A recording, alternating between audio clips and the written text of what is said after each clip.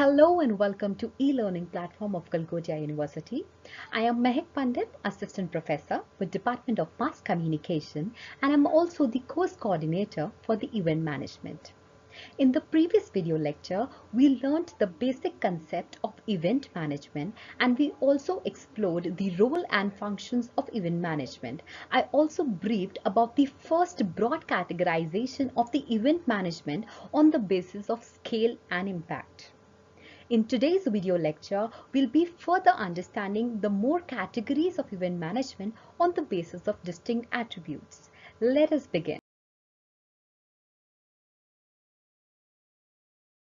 So after scale and impact, our next categorization is on the basis of the form and content of the event management. So on the basis of that, we have categorizations like cultural celebrations, arts and entertainment, education and scientific, political and state, recreational, sports competition, business and trade.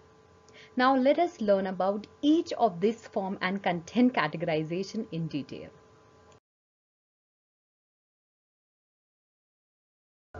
So the cultural celebrations can be of four types. They could be festivals, commemorations, religious events, and carnivals. Of course, the most interesting one are the carnivals, which happen, maybe they are very famous. The Carnival of Goa is very famous, and then there are international carnivals also. Festivals could be, Holi, Diwali, all of those events, which could be from small gathering to a very big gathering kind of events. Then commemorations that are usually organized at the national or international levels. Here the picture that I've shown is clicked by the routers. Then comes the religious events, which are more community based, like Ganesh Chaturthi is celebrated in Maharashtra, then Durga Puja, usually done in different parts of the country. So that's about the cultural celebrations. So the second type of event under the form of content are the political and state events, which includes four categories like political summit, political royal occasions, political events like political rallies, and then the VIP visits. So talking about the first category, that is political summit. A summit is usually an international meeting. It could be also a national meeting, a meeting of head of states or government, usually with considerable media exposure. Of course, a lot of tight security and pre-arranged agenda. So every political summit has to have a particular agenda that is planned. So these are called the political summits. Then comes the political royal occasions. Then comes the political events. They are usually like the political rallies that are organized before and after elections by political ministers, political parties with a specific agenda of catering to voters' attention. And then comes the VIP visits, which includes the visit by ministers of state exchanging states with each other, or international visits like the president or prime minister of different countries. Those visit India for different collaborations are also kind of events, and these are specifically called the political and state events because these are also large scale events which are to be catered by the event management team, because they help build the image of a country in the mind of people outside India, that is giving the global exposure to the event management.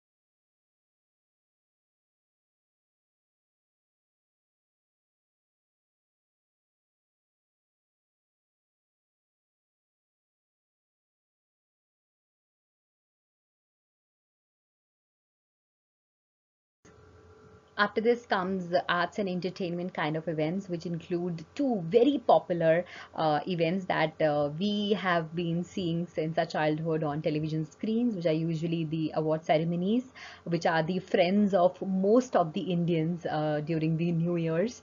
So it's usually that on 30th and 31st of December, the award ceremonies are telecasted on our television screens, and then the concerts of singers, actors are also very, very popular, and they there are also revenue generating events, I would say, wherein they are planned months in advance, and then ticket booking is done for the on the basis of this kind of seats or from category A, B, C, and D. So they are very high revenue generating kind of events. So it requires a lot of event management to be done pre-event, during the event, and also the post event, because the kind of promotion leads to the amount of revenue that is generated, and the kind of celebrities that are invited for a particular concert or award ceremony, of course, impact the kind of revenue meant to be generated by these kind of events. Suppose the arts and entertainment comes the business and trade events, wherein seminar, trade shows, product launch, training and workshop, and business dinners are a very popular form of events that are organized by the corporate organizations. Now, usually there is a lot of confusion in the minds of students that what do you understand by seminar, or what is a conference, or how a seminar and workshop are different from each other. So for that, I would say that seminar should not be confused with workshop. It is very important, and workshop tend to be more hands-on, while seminar are generally geared more towards learning about a particular topic or maybe related subtopic, and they might involve guest speakers who are expert in the relevant field to give credibility to the information being presented, wherein if you talk about the seminar, they could be initiated and planned for in different ways, and generally corporation, I would say, identifies in the area in which it wants to educate their particular employees of that particular organizations, and then planners then identify the available venues and the available experts that are required for that particular training or workshop to be invited, and they create schedule for the event, and then they identify the presentation methods to be used by the experts, and the requirement, refreshment, restroom. They estimate the cost also, because of course when you invite any particular expert, then you need to pay them also, and then they deconflict any situation that might interfere with this seminar. So this is how the organization, business and trade organizations organize seminar. Then of course very popular form trade shows, then product launch of course are a big gathering for, like if of some brand called Maruti or maybe any random brand wants to launch their new product or new car with new models, then of course they organize press conferences or launching events in which they invite different people, different brands all together, and then they announce the categorizations and the versions and the new advancements in their particular model, and that's how those parties are done. Then comes the training and workshop that I've already briefed you along with seminar. If you get confused between the seminar and training and workshop, then just keep in one thing in mind, that workshops are more hands-on. So workshops are more hands-on. Then comes the business dinners, which are usually organized by business organizations, either if they want to seal the deal, or if they want to celebrate, or if they want to talk to somebody, some big companies for contract or whatsoever. So to give that some personal feel, they usually organize these kind of business dinners, so which also requires a lot of management, because of course the brand image comes together with this. So these kind of 4-5 events are the categories of the events that comes under business and trade. So post that comes educational and scientific. Of course, there are different type of educational events, scientific events that are organized by the research organizations or academic institutions, which are called the conferences and seminars. Of course, the educational and scientific organizations also organize the training and seminars also, workshops also, but the popular ones are more conferences than seminars, because training and workshops are more industry oriented. So of course the number of workshops and trainings organized by the business organization organizations are more than the academic organizations. But of course, since the educational institutions are now working on building the gap between the industry and the academics, so they have also started initiating, which is a very good thing, that they have started organizing the workshops. And of course, it is good also for the event management organizations, because if they organize this, then event management organizations have more opportunity in their hand. So coming to the conference of course is a formal meeting of people with the shared interest, of course, because you have a specific topic for attending a particular conference. So the people with shared interest involving are involved into this, and they of course do the discussions, the problem solving and consultation. And conferences are more formal, and of course they specific on more general topic, and no such practical activities are done. And conferences could last from 2 to 5 days. It could be as long as a week, or could be even a 1 day or a 2 day conference, organized at the national as well as international levels by the organizations, right? Then comes the seminar. So seminar is a form of academic instruction, right? Now you have to highlight the thing that it is a academic instruction, and neither it could be academic institution or organized by professional organizations. So both the professional organizations as well as the academic institutions can organize a seminar, and they are comparatively less formal than the conference, and they can focus on more general topic like conference only. And they does not offer a lot of practical activities, because in seminar it's more about the expert experience that he wants to share, and that's what's differentiate the seminar and the training and workshops. And also these seminars could be conducted in 1 day, and usually they are either 1 day or 2 day seminars only, right? So that's about your conferences and seminars that comes under the category of the educational and scientific events. So finally comes our private events, that could be family gatherings in form of small parties, wedding parties, or small events, celebrations like Baisakhi, Lodi, Holi celebrations that we do at our home. So basically, post understanding these kind of events on the basis of form of content, it's very important for the learner to understand that all of the events could be categorized in two categories. First is the profitable, and then comes the non-profitable events. Now, profitable events or non-profitable events has their particular characteristics. For example, the non-profit events are categorized by the special programs mainly devised to enhance the image of the organizers, participants, or some organizers, right?